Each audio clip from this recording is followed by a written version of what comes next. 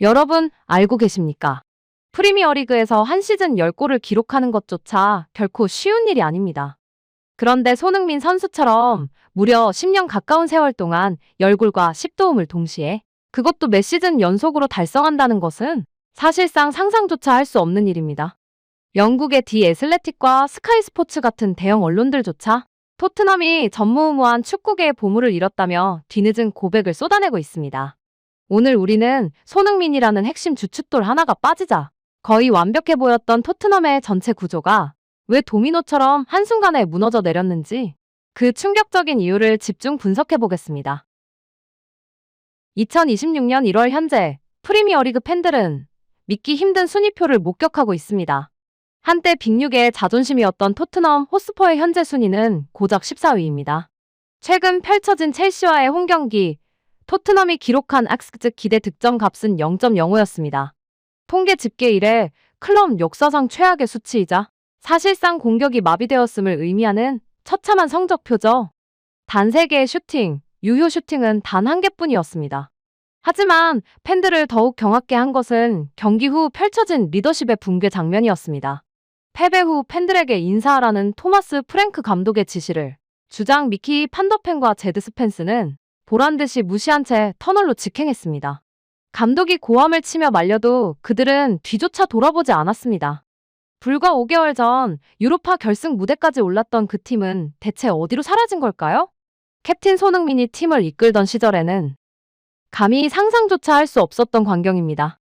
패배 속에서도 늘 동료를 다독이고 팬들에게 고개를 숙였던 손흥민 선수의 부재가 단순한 전력 손실을 넘어 팀의 뿌리부터 흔들고 있는 것입니다.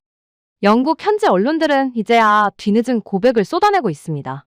손흥민이라는 거대한 기둥 하나가 빠진 결과가 왜 이토록 처참한 도미노 붕괴로 이어졌는지 말이죠. 그렇다면 전 세계 전문가들이 입을 모아 말하는 손흥민만이 해낼 수 있었던 극악의 난이도란 대체 무엇이었을까요? 지금부터 그 경이로운 숫자의 비밀을 공개합니다. 숫자로 증명하는 극악의 난이도 10 클럽의 위험. 전문가들이 입을 모아 말하는 손흥민 선수의 가장 경이로운 기록은 바로 10 클럽입니다. 축구계에서 이 기록은 단순히 골을 잘 넣는 것을 넘어 경기 전체를 지배하는 완성형 공격수라는 가장 명예로운 징표와도 같습니다. 자, 이 숫자의 무게를 느껴보십시오.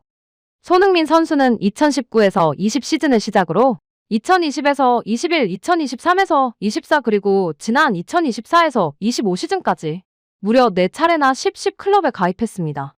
프리미어리그 34년 역사상 이 기록을 3회 이상 달성한 선수는 웨인 루니, 모하메드 살라를 포함해 단 6명뿐입니다. 그중 아시아인은 오직 손흥민뿐이며 4회 달성은 그야말로 역사적 유례가 없는 대기록입니다. 유럽 현지 매체들이 이를 두고 극악의 난이도라고 부르는 이유는 단순히 숫자가 높아서가 아닙니다.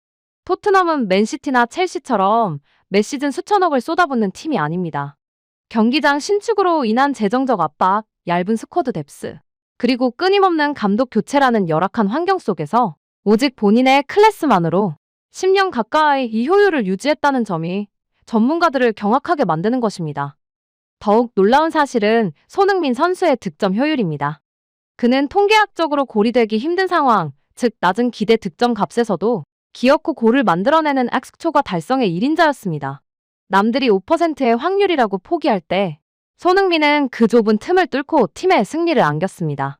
하지만 이 절대적인 상수가 빠진 토트넘의 공격 지표는 어떻습니까? 기대 득점 0.05라는 숫자는 창의적인 연결고리가 완전히 끊겼음을 증명합니다. 영국 현지 매체 애슬레틱조차 토트넘은 단순한 에이스를 잃은 게 아니라 시스템 그 자체를 잃었다며 이례적인 고백을 쏟아내고 있습니다. 그렇다면 왜 토트넘의 수많은 공격 자원들은 손흥민이 남긴 그 거대한 공백을 단 1%도 채우지 못하고 있는 걸까요? 그 핵심 원인인 전술적 마비와 볼 캐리어의 부재를 파헤쳐 보겠습니다. 현대 축구 전술에서 가장 핵심적인 요소 중 하나는 바로 볼운반, 즉 볼 캐리어의 역할입니다. 손흥민 선수는 단순히 골망을 흔드는 선수가 아니었습니다. 그는 수비 진영에서 공격 진영까지 단숨에 볼을 끌고 올라가 상대 수비 조직을 송두리째 파괴하는 토트넘의 가장 강력한 전술적 치트키였습니다. 손흥민이라는 존재가 주는 중력은 대단했습니다. 그가 경기장에 있다는 것만으로도 상대 수비수들은 뒷공간을 내주지 않기 위해 라인을 깊숙이 내릴 수밖에 없었습니다. 이로 인해 생긴 여유 공간에서 제임스 매디슨이나 쿨루셉스키 같은 동료들이 비로소 창의적인 패스를 보낼 수 있었던 것이죠.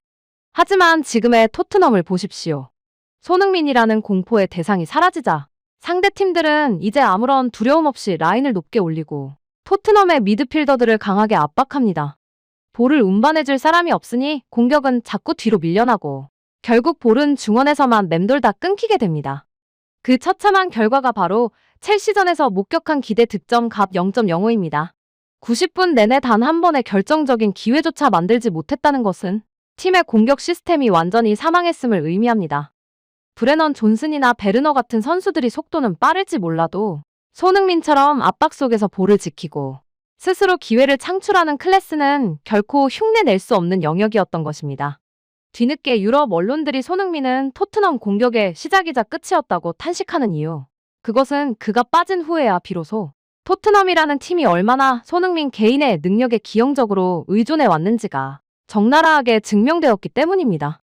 하지만 이보다 더 심각한 것은 전술의 붕괴를 넘어 팀의 근간을 지탱하던 규율과 정신까지 무너지고 있다는 사실입니다. 이제는 통제력을 잃어버린 토트넘의 충격적인 라커룸 내부 실태를 파헤쳐 보겠습니다. 하지만 우리를 더욱 절망하게 만든 것은 처참한 경기력보다 더 심각한 태도의 타락이었습니다. 첼시전이 끝난 뒤 포착된 장면은 현재 토트넘이 처한 리더십의 공백을 가장 상징적으로 보여주고 있습니다. 경기가 끝난 후 토마스 프랭크 감독은 실망한 팬들에게 인사할 것을 지시했습니다. 하지만 주장이었던 판더펜과 제드 스펜스는 감독의 부름을 비웃기라도 하듯 고개를 돌린 채 라커룸으로 직행했습니다. 감독이 팔을 잡아끌며 만류해도 그들은 짜증 섞인 불만을 내뱉으며 스승의 권위를 완전히 짓밟았습니다. 여러분, 캡틴 손흥민이 이끌던 시절을 기억하십니까? 그는 팀이 패배한 날에도 가장 마지막까지 경기장에 남아 팬들에게 고개를 숙였습니다. 비판의 화살이 동료들에게 향할 때면 언제나 앞장서서 방패가 되어주던 리더였습니다. 실력보다 인성을 강조하던 손흥민의 그 K리더십이 토트넘이라는 팀을 하나로 묶어주는 가장 단단한 사슬이었던 것입니다. 이제야 영국 언론들은 이례적인 고백을 쏟아내고 있습니다. 우리는 매 시즌 20개 이상의 공격 포인트를 기록하던 선수를 잃은 게 아니라 팀의 영혼을 잃었다는 처절한 반성입니다. 손흥민이라는 정신적 구심점이 사라지자 팀의 규율은 모래성처럼 허물어졌고 자아만 비대해진 어린 선수들은 이제 통제 불능의 상태에 빠졌습니다.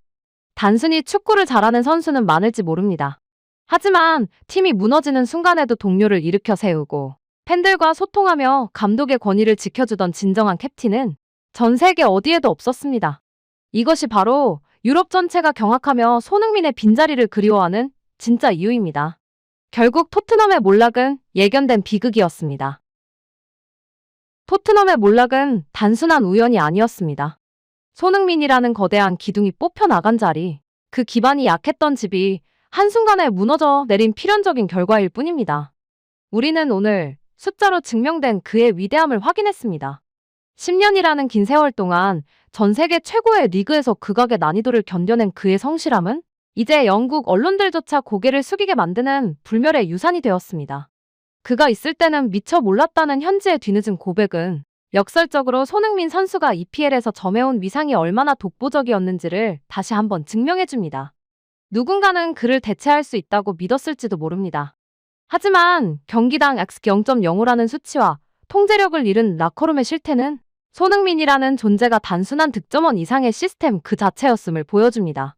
그는 실력으로 유럽을 정복했고 인성으로 그들의 존경을 끌어냈으며 K리더십으로 한 클럽의 문화를 창조했습니다. 팬 여러분, 이것이 바로 우리가 손흥민이라는 이름을 당당하게 부를 수 있는 이유이자 K자부심이 존재하는 이유입니다. 거인이 떠난 뒤에야 비로소 깨닫게 된 그의 진가. 우리는 앞으로도 그가 걸어가는 모든 길을 가장 뜨겁게 응원하며 지켜볼 것입니다. 오늘 준비한 분석이 여러분의 자부심을 깨웠다면 구독과 좋아요로 함께해 주십시오. 여러분의 응원은 더 깊이 있는 분석을 만드는 가장 큰 힘이 됩니다. 지금까지 K자부심이었습니다. 시청해주셔서 감사합니다.